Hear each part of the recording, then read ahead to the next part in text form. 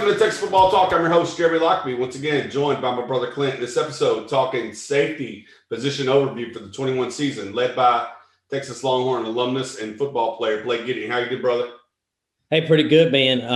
When I started doing the notes for this position group, got a little bit nervous, and we'll talk about that a little bit. Obviously, Blake Gideon's coming back to the 40 acres from Ole Miss. He was a special teams coach there. Obviously this is his first real, safety coach position. I think it's probably going to be supplemented by probably Terry Joseph, the defensive backs coordinator, will probably help him out with the safeties, probably provide some mentorship. But also, obviously, Terry Joseph will be taking care of the cornerbacks as well. But as we get into this, the safety group, obviously departures of Caden Stearns, declared for the NFL draft. Chris Brown graduated, same thing, declared for the NFL draft. And then obviously got one recruit on the recruiting trail in the 2021 with JD Coffey out of Kennedale, Texas, currently sitting at about 6'1.5", 180 pounds.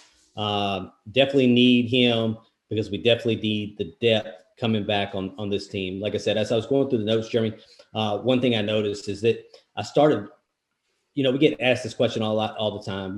What do you think the weakness is, or what do you think we lack the depth and experience, as a position group on the football field, man? This may be a close first to that linebacker position as we sit today.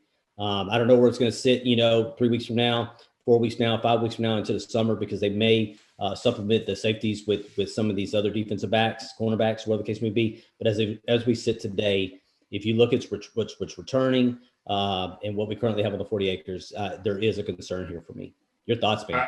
No, I agree with you. If you were ever looking for a position to be positionless, it would be that defensive backfield, whether it's, like you say, slot corner, boundary corner, and or safety, whether it be the in the box safety or free safety. These guys are all around 6'1" to 210 pounds to 5'11", 190 pounds.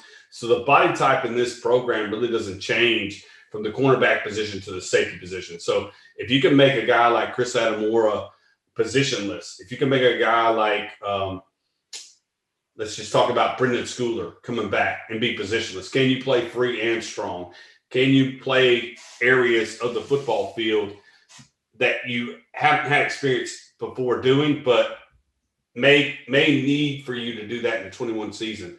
Like you said, guys like Caden Stearns with in his junior year decided to leave the program early, projected to be a draft pick. Chris Brown, one of my favorite players in this program, leaving early, or not leaving early, but graduating and moving on to the NFL.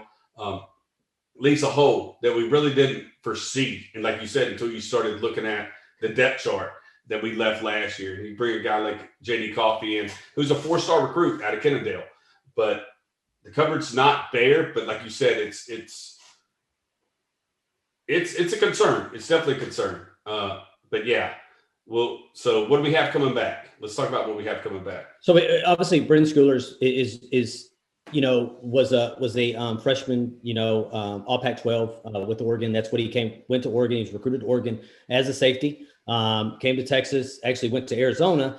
Arizona didn't play, came to Texas, played wide receiver last year. And they moved him back to safety position where me and you thought he probably should be at from the beginning. Right. And then obviously BJ Foster, who came in with those 6 defensive backs in that 2018 class, is still in the 40 acres.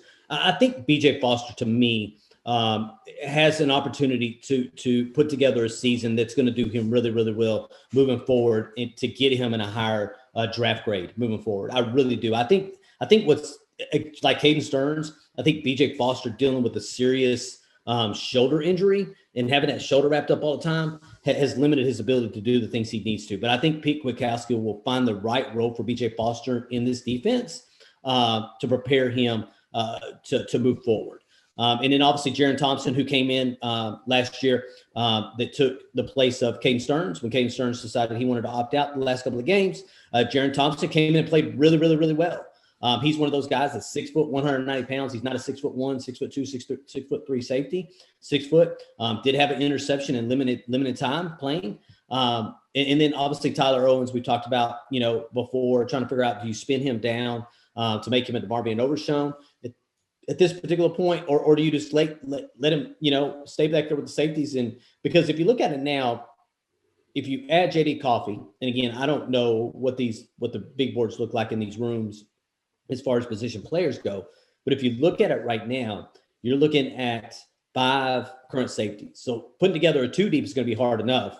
So I don't know if you spin him down at this particular moment. Maybe you try it, see where it works, and then bring it back, wherever the case may be. But your thoughts on the guy that's returning? No, so in my mind, I just kind of drew out my depth chart. So the way I see it currently stacking up, and again, I'm not on the practice field, but BJ Foster as your in the box safety, backed up by Brendan Schooler, Jaron Thompson, your starter at 3. And I'm talking to a guy with the resurgence of, and what we're talking about in camp is Anthony Cook's ability to cover the slot. That I'm talking to Chris Adamora about possibly being my backup or competing with Jaron Thompson for that free safety spot at this point. And then, like you said, you're hesitant now with Jawan Mitchell being out, with DeMarvin Overshown being out, to slide a guy like Tyler Owens into that box with the lack of depth at free safety. So I feel like my box is good, and he's more of a box safety than a free.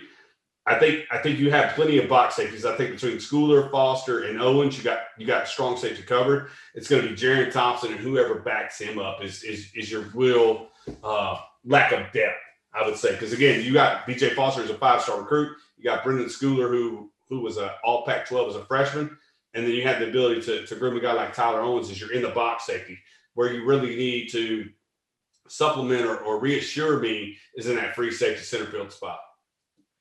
Yeah, I think right now, I mean, you kind of talked about it before we did this video, and we may have to go back and kind of put together an entire probably defense, offense, just entire package here. We talked about, these really the 7, and really that's your linebacker position and your safety position to us at this particular point is probably the biggest concern when it comes to the defense. Yeah, I'd say your interior, your 5 in the interior. So the front 4. The outside is good. It's that back interior of the defense, that whoever that may be, that 3 linebackers, 2 linebackers, whoever's on the football field, and then that interior. In baseball, that's very important. Catcher to shortstop, to second base, to center field. That's where you rely on the defense in baseball. I feel like it's the same way here. You guard from the inside out. We talked about an inside pass rush being more effective than an outside pass rush because quarterback can step up in the pocket. I need this group interiorly to be solid. And like I said, I think as I look at it, I think your strong safety position is solidified. And again, I'm not pinholing these guys in positions. It's all with pencil, not with pen. But I think the free safety position is the one you may see Montrell Stell fall back into that because he was the backup free safety last year. You may see him move from wide receiver. And this is unfortunate because he's gone from free safety or safety to receiver. And then you're asking him to go back to safety. But a kid like that has shown he's unselfish. Last year, I think he'll be unselfish if you ask him to move again. But that's where a guy like JD Coffey's got to come on really, really quickly to help you with that. Because I definitely see him as a center field safety, 6 foot, 180 pounds. Currently, he fits that body type of a free. But like Jaron Thompson was a true freshman last year, got playing time and did really, really well. Does JD Coffey have that same ability? We'll see.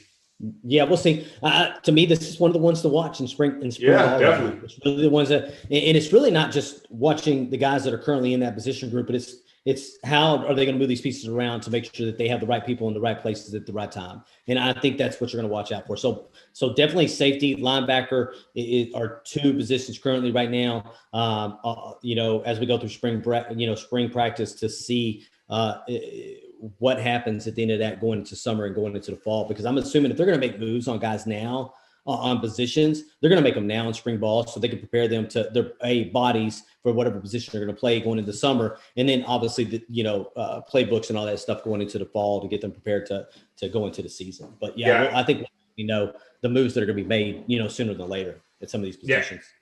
Yeah. I trust PK has done the film study. He understands the strengths and weaknesses of the defensive backs. I know with Blake and Terry Joseph getting in there and understanding, like I think Terry Joseph was labeled as a defensive backs coach for a reason. I think he has experience at coaching both safeties and corners.